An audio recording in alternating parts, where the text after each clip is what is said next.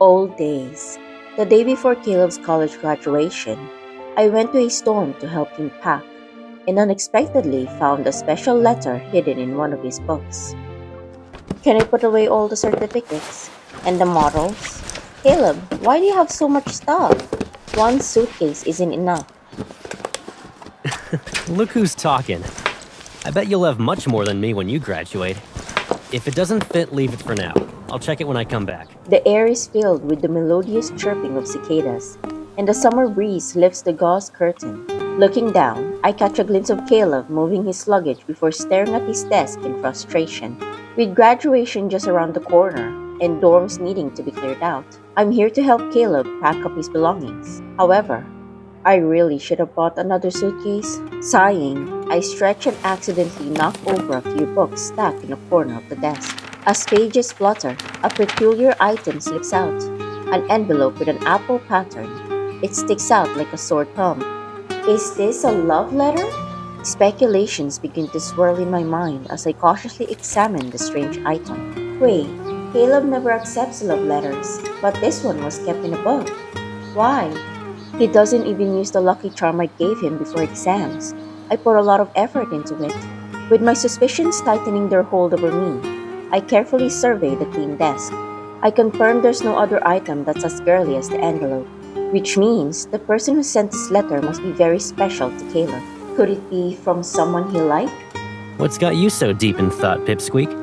A sudden chill brushes against my cheek, and I'm brought out of my musings. Caleb had returned before I realized it. Holding the soda he bought, he presses one of the cans against my face. Apple soda.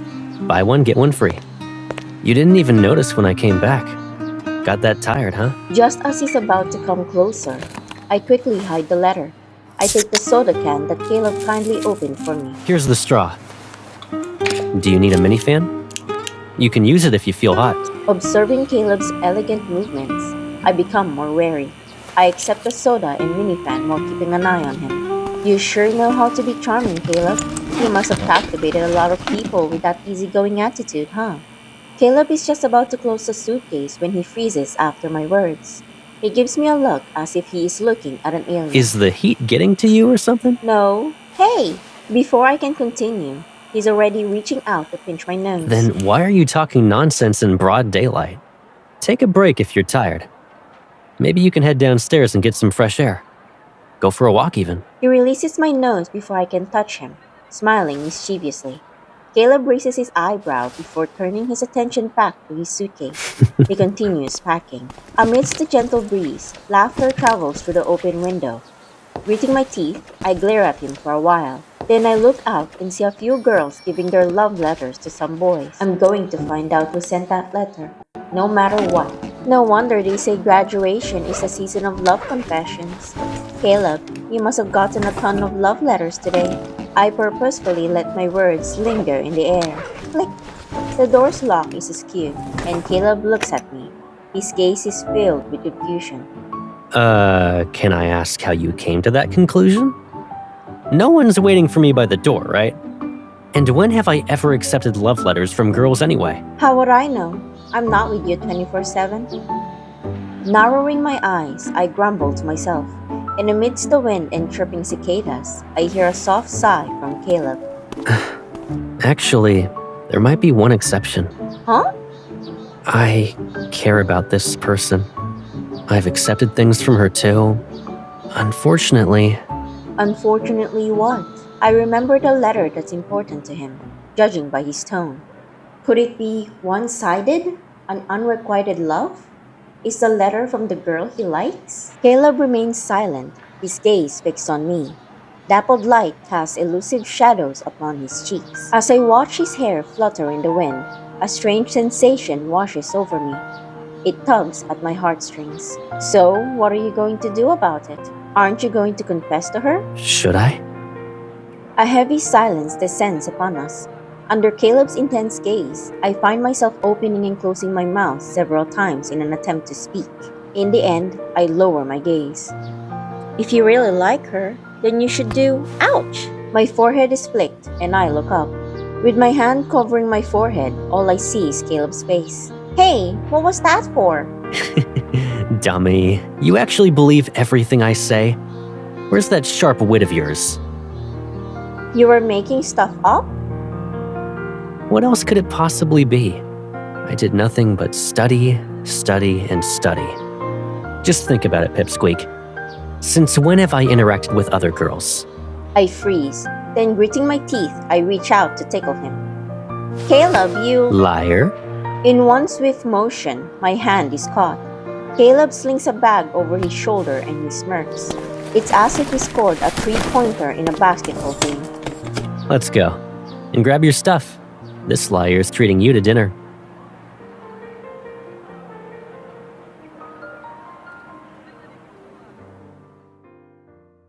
After dinner, I'm still unable to get Caleb into talking about the girl he likes. We enter a convenience store together. Vinegar, soy sauce. What else did Grandma say we needed to buy? Tissues. We're running low on them. Do you also want some chips? Just as I'm about to respond, a mother and her son happen to pass by on the opposite side of the shelf. Okay. I won't ask about the love letter in your backpack, but you should focus on studying. Mom, you shouldn't rummage through my stuff. Everyone has their little secrets. I let out a meaningful sigh and stare at Caleb. With great precision, Caleb picks out my favorite snacks from the shelf. He gives me a skeptical look in response to my words. He glances at the mother and son. Why are you saying these things? You know them or something? I'm just thinking. Caleb seems a bit more confused. As we make a turn at a corner, we're in the aisle with daily necessities. His gaze sweeps over the assortment of items before settling on a particular hairpin. I think it'd look good with your new clothes. Can you lower your head a little? I want to see if it fits. Okay. I do as he says, and my gaze lands on the vibrant accessories sitting on the shelf. An idea forms in my mind. Gathering my thoughts, I open my mouth. Caleb, I've got a question. If a guy is usually into this kind of cool style, I point to a simple black hairpin, pause, and then gesture towards a shiny crystalline apple hairpin. And one day, you suddenly find out he has a cute thing like this. What would be your first reaction? Caleb stops moving. He looks at the hairpin before glancing at me. His expression is similar to the one he had when seeing wasabi-flavored marshmallows for the first time. You know a guy who uses hairpins? Who is he? It's a hypothetical question. There aren't any real hairpins involved. Just tell me what you'd do in this kind of situation. Caleb's brow furrows, then unfurrows. He takes the apple hairpin, puts it close to my hair, and then places it in the shopping cart. Well, the hairpin's gotta be from someone else. Why are you asking? Exactly. If this guy accepts and carefully keeps it, doesn't that mean something? Caleb puts the other hairpin he picked back into the shelf.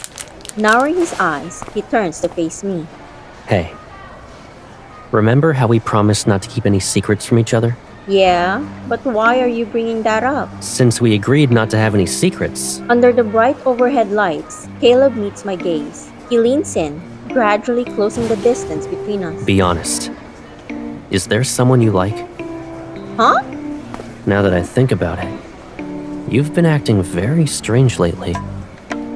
When did you suddenly develop an interest in romance? You're even talking about a specific scenario. So, With each word, Caleb is one step closer to me. I begin to move back until my shoulders touch the shelf, leaving me with no room to retreat. Caleb puts his hands on either side of my head, subtly obstructing the view of others and cutting off my escape route. what's going on here? Why are you asking me? I gulp. Then regaining my composure, I stand up straight. If I do find someone I like, I definitely won't hide it from you.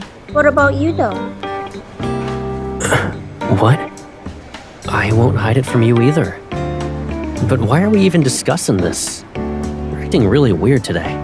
He's still playing dumb. I glare at him. After I grab the shopping cart, I head over to checkout. You know what I mean? Come on, let's pay for our stuff. Thank you for using our self-checkout service.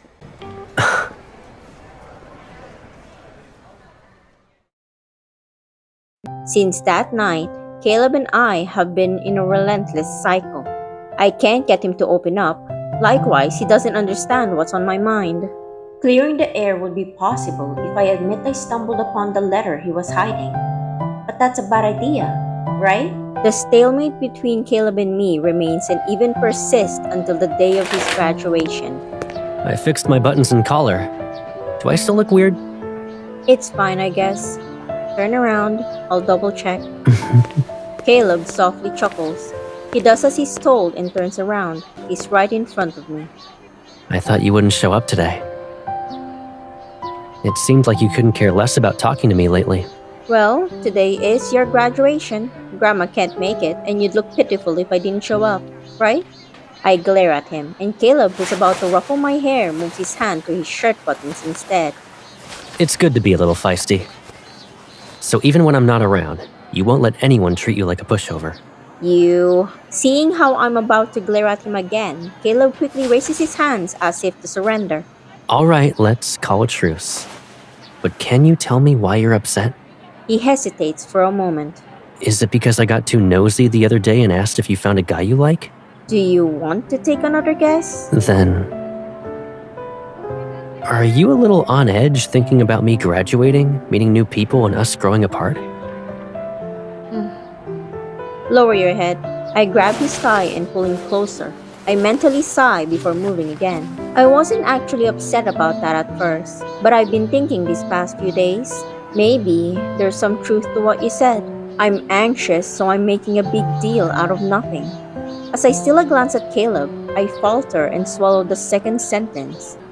While I think about what to say next in an attempt to appear mature, Caleb unexpectedly bursts into a fit of laughter. He reaches out to ruffle my hair.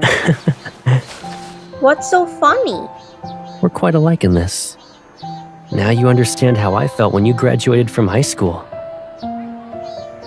Back then, just the thought of you meeting new people and us growing apart kept me up at night. Really? Just for the record, I've been sleeping pretty well lately. I glance at him, and the annoyance I previously held begins to dissipate. Anyway, I spent these past few days reflecting. I don't need to know everything, Caleb.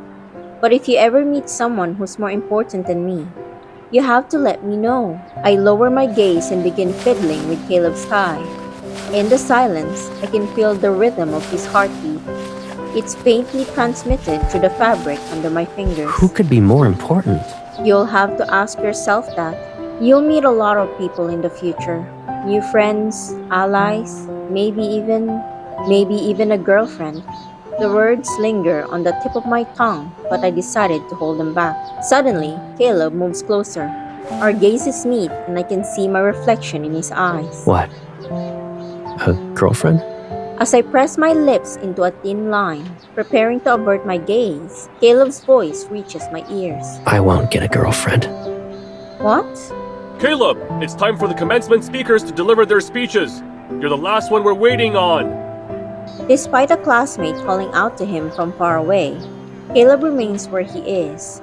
He refuses to turn around, his gaze fixed on me. As if concerned I didn't hear him clearly, he repeats himself. I won't get a girlfriend. You and Gran are enough for me. I don't have the energy to care about others, so don't worry. I won't. A gentle breeze sweeps in through the open door and tussles his bangs. Before turning around, he ruffles my hair once more. Gotta go. Wait for me to come back. I watch him walk away. Suspicious, I narrow my eyes. If you say so, I'll take your word for it. The graduation ceremony is being held outdoors. Under the scorching midsummer sun, the air itself feels restless. I sit in the audience, watching Caleb as he delivers his speech. The sunlight bathes him in a golden hue. For a fleeting moment, his figure appears blurred and distant. It's as if he's beyond my reach. His words must have touched the audience. Applause erupts in a continuous stream of admiration. However, it all slowly transforms into noise in my ears. Raising my head, I stare at the vast, seemingly boundless blue sky.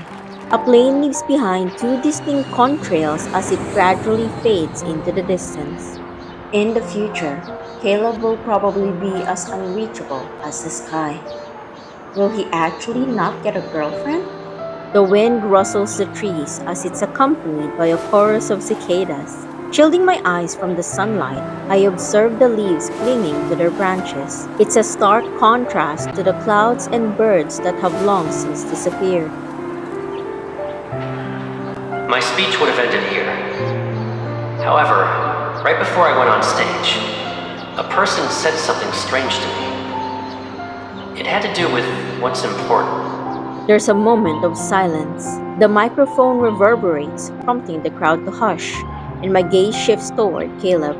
It's just a glance, but Caleb unexpectedly turns his head in my direction. With a single look, he meets my gaze. She said that after graduation, I would meet more people and experience new things. Maybe I'd meet someone who's more important than her. But I believe it ultimately comes down to choice. People only yearn for the future because they haven't encountered someone they truly cherish. I consider myself lucky. I already have someone who's very important to me. Someone I can't live without. I wish everyone could have this luck. Thank you, and happy graduation. Cheers and whistles fill the air as thunderous applause roared.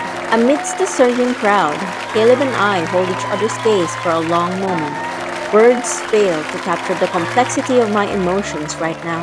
However, as I look up, I notice those contrails have converged into one.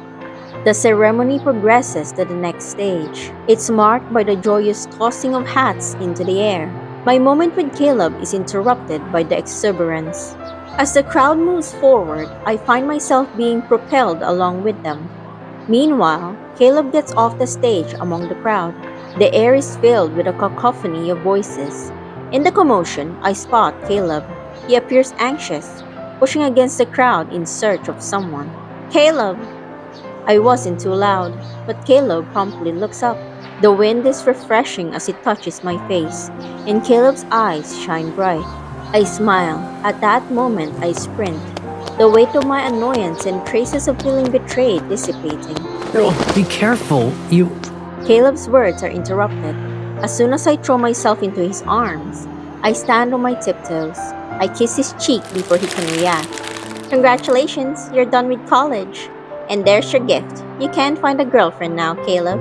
I playfully stick out my tongue. Presenting the bouquet I prepared in advance, I make another funny face at him. Allow me to tell you something. When I was helping you pack up, I stumbled upon a love letter you hid in a book. The one that had an envelope with an apple on it. I can't forgive you for keeping it a secret from me, but I'll let it slide this time since you gave a good speech. I take the hat from Caleb's hand and put it on my head. However, I notice he's unusually quiet. Intense sunlight casts a glare that obscures Caleb's expression. His ears are red only for a moment. Caleb, are you okay? As I reach out toward Caleb's ear, my hand is caught by him. He holds it tightly for a few seconds. Slowly, his grip loosens as he leans down. His face is covered by his hand. Caleb? Concerned, I move closer, only to receive a flick to the forehead. Ouch! Caleb! This love letter you mentioned. It was tucked inside my copy of Flight Detector Mechanics, right? And it was in a little envelope with an apple pattern? I guess you do remember it well. I rub my forehead. Out of the corner of my eye, I look at Caleb. Slightly squinting, he smiles. He pinches my nose. Silly girl. That's the lucky charm you gave me for exams. The original envelope had ink on it, so I replaced it with a new one. Why didn't you open it? It wasn't a well-kept love letter? A buzzing fills my ears, and I wish the floor would open up and swallow me. However, Caleb swiftly grabs me. He pulls me up to stand next to him. He nods at the person standing before us. I noticed they were the photographer from the college newspaper. They had asked if we'd like to have our picture taken. As the photographer starts adjusting the camera lens, Caleb leans toward me. So that's why you were sulking these past few days. I wasn't. I just thought you kept it a secret from me.